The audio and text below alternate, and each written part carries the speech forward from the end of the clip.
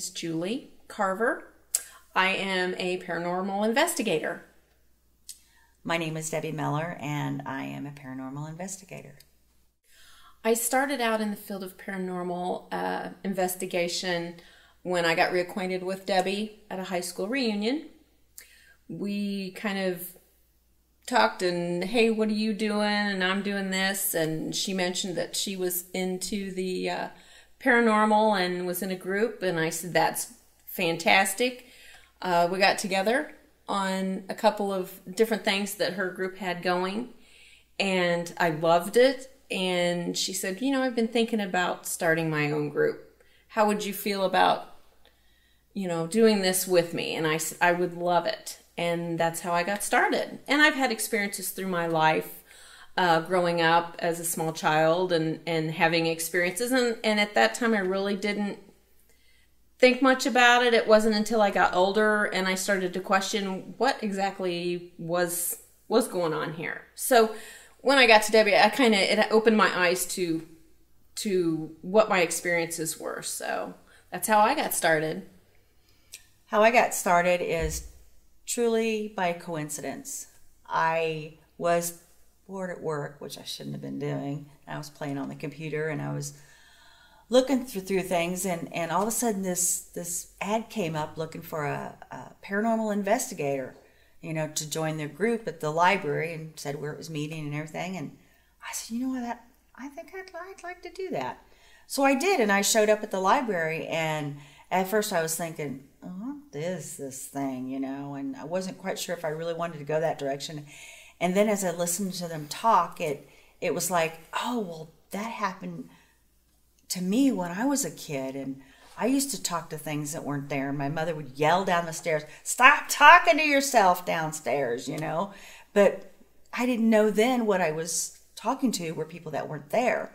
And as I got older, I kind of lost that ability, and things would happen like premonition dreams, and things would happen. And as this group was talking and how they may have made communications and had EVPs, I began thinking, yeah, I want to do this. I want to go on an investigation.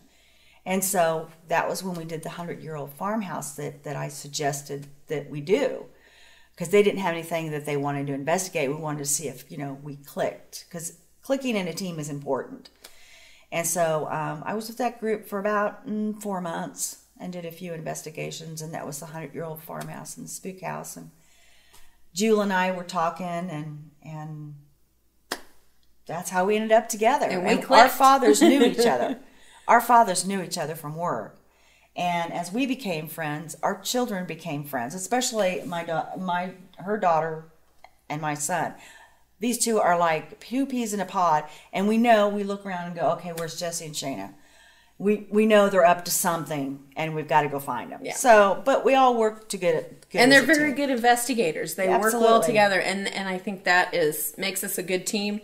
Mm-hmm. Is that since we've known each other for so long, we know how we know how we think. We play off each other. Yes. Yeah, we definitely. And the kids have really, I call them kids. They're 25, 26. Yeah. But they mesh really well. Mm-hmm. They do. So we make a good team.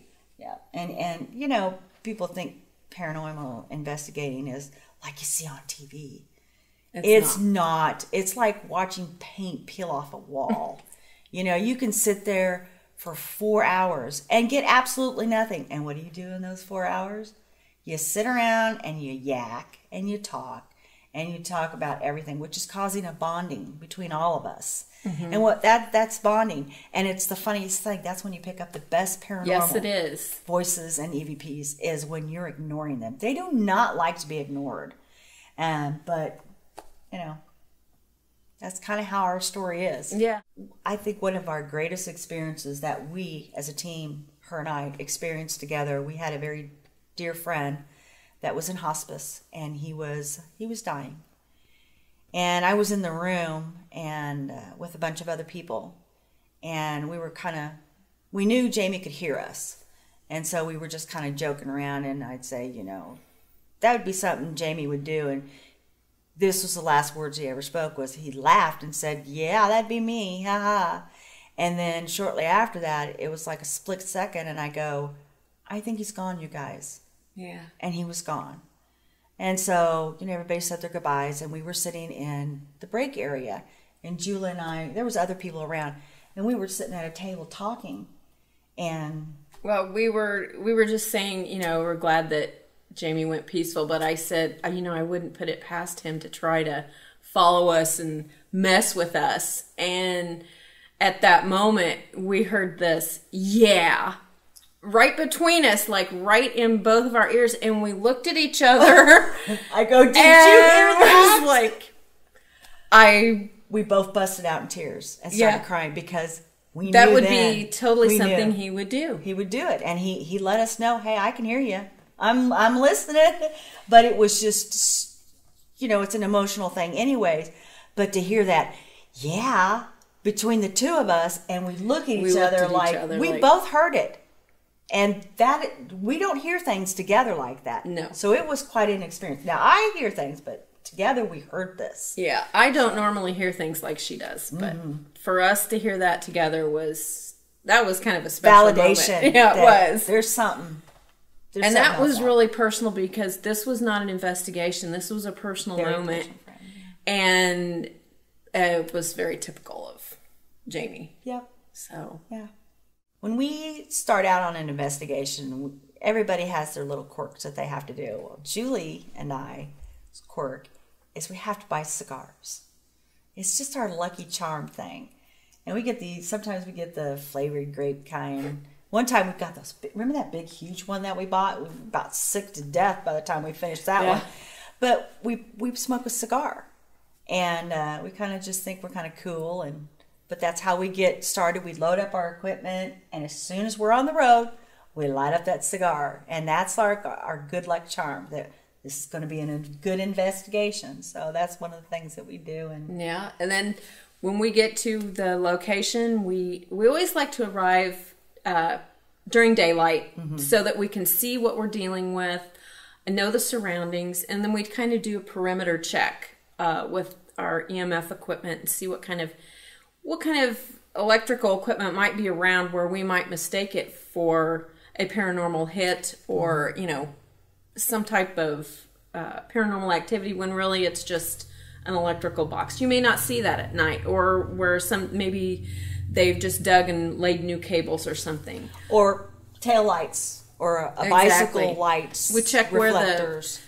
Where you might see, you might happen to see car lights going by. We check where the roads are. Because a lot of times people think when they see shadow figures, they're actually seeing their own shadow when a car passes. Exactly. And that's very common. So that when we go inside the house, we look for things like that. And anything that might have any high EMF readings, we check. We do the perimeter of the house. We do an interview of the person. What's your experience? How does it affect you? How can we help you? Type of thing. And then we go we get out our equipment. And a lot of times we prefer to have the room to ourselves, the house. However, in most cases, they like to talk to the people they're familiar with. So a lot of times we do the investigation with the client in the room. And there are times too when the client says, I don't want to be here. You guys lock up when you leave, and another one of our questions is, what are you wanting from this? Do you want this thing gone? Are you just wanting validation of, hey, things are moving. I want to know that I'm not crazy. So that, we go through a whole interview process of, what they're expecting out of this and how we can try to help them with this. And then we always kind of regroup before we start the investigation. And we usually try to say a prayer for protection. And that's just something that we just do. And asking for guidance. Right. And a lot of times when we do, kind of flipping forward a little bit, you get a client and they've got so much anxiety about what they're experiencing. And it's hard to tell somebody, I'm sorry, we just didn't find anything. And then other times, we can see the anxiety on their face and they want us to find something so bad. And when we do, we have to say, well, we have to go through the evidence, and we'll get back with you in a week because it's going to take us that long. Sometimes people don't want to wait a week, so you have to have some equipment that's real time, so they can get some of that validation. And you may sit around for 4 hours and get absolutely nothing. And it's frustrating. You get so frustrated because you want to help that person so badly, and you don't want to disappoint them. But it's going to happen or it's not. You can't force it. We may have to come back 3 or 4 times before we get something that can validate. Sometimes we can't get anything at all, but you have to be patient, and you have to sit there, and there's ways to keep yourself busy. Most of the time we just kind of joke around or try to ease the client, talk to the client, try to get them, maybe we missed something in the initial interview, and then somebody will say, oh yeah, I remember I did that, and then we'll go to that particular room. So, you just kind of have to, every situation is different from the other. No investigation is done exactly the same. It's just not done that way. And my way of thinking is, I think the spirits are watching us. And if someone's coming into my home and I don't know who they are and they're asking me all these questions, I might just hold back a little bit and not, start answering their questions right off. I feel sometimes that they're observing us just as much as we're wanting them to communicate. And sometimes I feel that maybe that first visit, they're just watching. Maybe the second visit, it's like, oh, okay, I remember them. They're not here to, harm us or, make outrageous requests from us to... Like the Demonell house. Exactly. We were the second... Demonell house is a house that's located in St. Louis, right next to the Limp Mansion. And they had a paranormal team in there. And after this experience, they said, we are never allowing any paranormal team in this house ever again. Because whatever these paranormal investigators were doing... dishes were being thrown at her own home private residence, and her husband called and said, what are you doing there? Things are being thrown around. And after that, she said, no more investigating. Well, we knew a friend that knew her. And we went in, and it was amazing because she told us, I'm telling you, my husband calls, you guys are out of here. You're out of here. We said, we don't provoke. That's not how we do it. We had the most amazing investigation with fantabulous. Yeah. I mean, we had wonderful evidence. So, absolutely. I think it's a lot how you approach it. And we try to respect the client as well as the spirits. Yeah, like their property. I mean, some of these antique houses you go into, they're rare 150-year-old antique things that take your shoes off. And it's like, you want to be respectful of those things. We're all seeking answers, and I think a lot of people have forgotten what this is really about. And this really affects people's lives, their everyday lives. People live in houses that need validation. Okay, I'm not crazy. This is really happening to me. It's not about investigating sometimes. It's about the clients themselves. And in a lot of those cases, it's like, I don't really want them gone.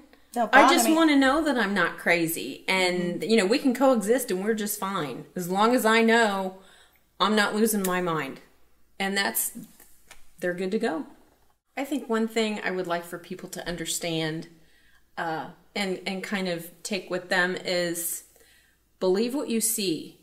Believe what you hear. People are going to tell you that things don't exist. I mean, and that's their prerogative. But have faith in yourself and have faith that what you see, you are probably seeing. And what you hear and what you feel, you are entitled to that. And you are probably feeling that. Yep. I totally agree with what you say. And you're not weird. No, you're not weird. Our Clay County Paranormal website is www.claycountypara.org.